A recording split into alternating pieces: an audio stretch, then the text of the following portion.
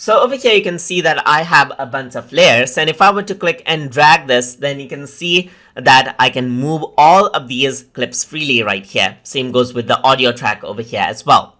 But let's say if you want to make sure that you don't move certain tracks accidentally, then you can use the lock icon. So for that, you can go around over here on the left. You can see that lock icon is here. So you can lock out the track, and you can see these stripes denoting that the track is locked down.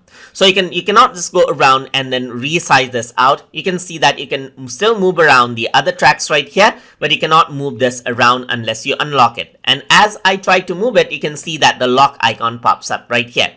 You can go around right here, lock out multiple tracks as you wish as well. So this will prevent out accidental editing. You can go around, click over here, and this is what you have, as you can see. So you can go around, lock out this layer right here, and unlock it to move it again. So that is how you can lock and unlock out layers inside of Shotcut. So hope you guys learned something as always. And as always, please like, comment, share, and subscribe.